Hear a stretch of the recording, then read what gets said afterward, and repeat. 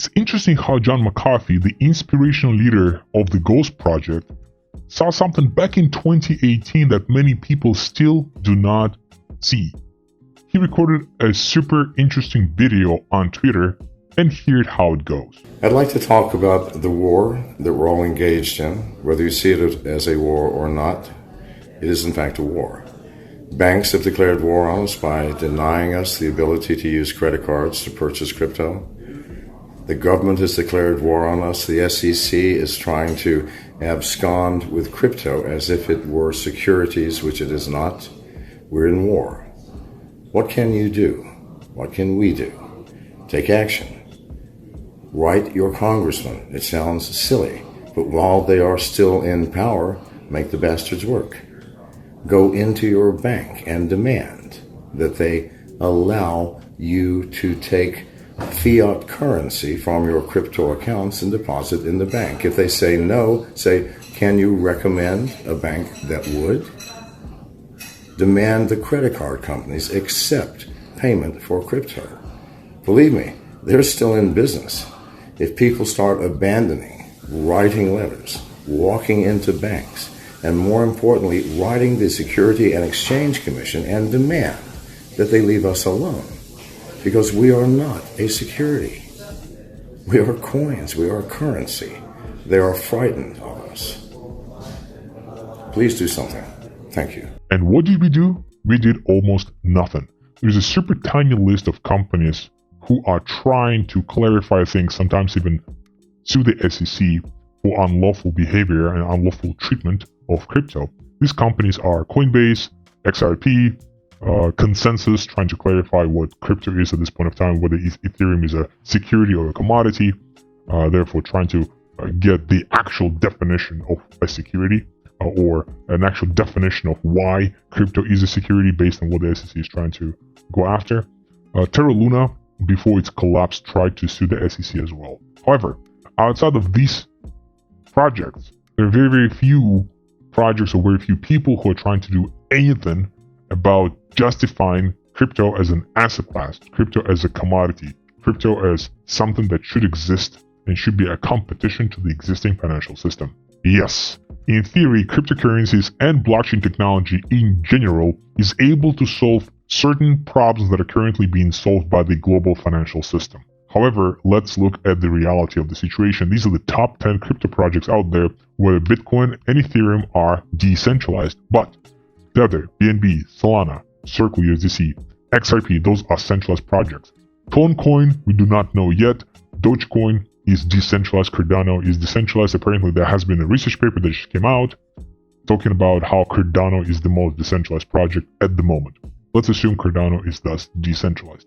So what we are seeing here is, despite the fact that Bitcoin and Ethereum, and thankfully, represent $1.5 trillion, thus that's about 75% of the total market cap of all the other projects out there. But the problem is, we see Tether, BNB, Solana, Circle, XRP. Those projects are massively centralized. And all the fuss currently is about Solana. But Solana is a centralized project. Why are we trying to care about it? And the answer is price action. And such decision of focusing more on the price action as opposed to focusing on the actual technology is criminal, because time is ticking. We need to really focus on decentralized projects. We really need to invest our time, our attention span, our everything into trying to focus on projects that are vouching for decentralization, for pure Web3. If you want to bridge from Web3 utopia to Web3 reality and reclaim your rights of privacy, financial autonomy, and ownership, join the Ghost ecosystem by visiting chain.ghostchain.io. You can find all the necessary links in the video description below. Projects like Solana are totally centralized.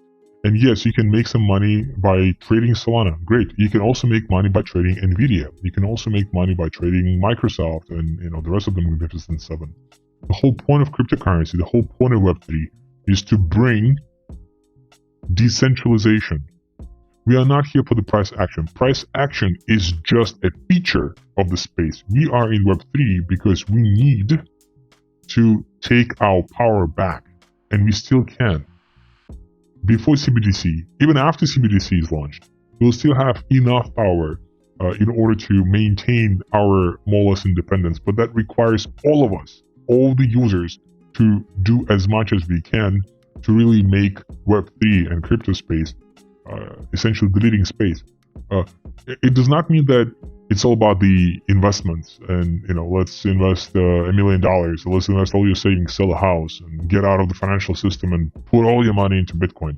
That's not really the point. The point is the amount of time that we all need to spend trying to understand these projects, trying to either support them or emulate similar projects, or emulate the thinking process behind creating something similar. For example, again, decentralizing the governance or decentralizing the supply chain, decentralizing the financial ecosystem per se. If we are able to properly distill the right decision, the right thinking process that will enable us to build something of caliber of Bitcoin, something of caliber of Ethereum, but solving more specific use cases that people need, that will help tremendously. The crypto space will evolve. What's the use case of Solana? The chain that, again, no offense to to the fans, but the chain that breaks too often, pretty centralized, and enables faster transactions for what? What's the use case of those transactions? Why do we need them? What are the marketplaces that are really building around Solana? Or what? Do we expect those marketplaces to really be brought about at some point of time? As a marketplace, do you feel comfortable plugging into the Solana project, for example, if it's a centralized project, knowing that all your funds, all your revenue can be gone because the centralized DAO decides this or that? And then, what's the point of then integrating with Solana? What is the point? There's definitely great advantages of integrating, say, with Ethereum, because that's sufficiently decentralized. If I'm a marketplace, I'm definitely more comfortable integrating with something decentralized where no single third party can just go ahead and do something to me as a marketplace.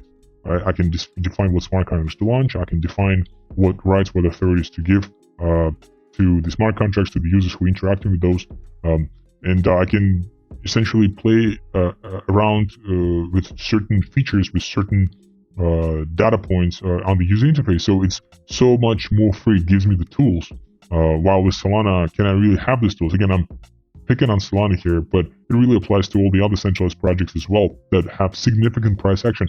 But we're not in the space for the price action. Price action is a feature. Price action is a feature due to the fact that there is maybe some scarcity, maybe there is huge demand, maybe there is some huge technological promise. And maybe that's why the price action is here. But even without the price action, for example, the privacy coins, looking at Monero, Zcash, Dash, at least those three have been pinpointed as the top 3 privacy coins. What happened to them? Where's the price action for these coins? Yet they do have tremendous amount of utility, to the point where they have so much utility that Europeans are banning privacy coins. And major central exchanges delisting these privacy coins to disable users from purchasing them using fiat. So those are actual utilities. They proved to be utilities. And what happened to the price action? What happened to the usership? What happened to the actual adoption behind this project? So we are failing crypto by focusing too much on the market cap, by focusing too much on the volume, by focusing too much on the upside or volatility. We are looking at these projects as traders or as degens. But we should be looking more at this project from perspective of actual blockchain, actual technology. And if you do that, the authorities will have a lot less power over such projects, because if we consider project XYZ to be a total utility, because there's utility, we use it, we need these tokens or coins for specific purpose, and here's one or a list of use cases that that we can fulfill with this project XYZ, then authorities will have a lot harder time going after that project, because it's a utility, right? It's a utility. So now it's boom, that's a commodity. It's very tough to go after Bitcoin, because Bitcoin right now is considered to be like a waterfall. How do you stop waterfall from falling? How do you stop wind from blowing? That's it. It's public good. So we should be focusing more on supporting such projects that are decentralized, that are public goods, quote. And we should be also focusing more on building similar Web3 projects that focus on creating decentralized use cases and taking some of the decision making back from the governments and from other establishments.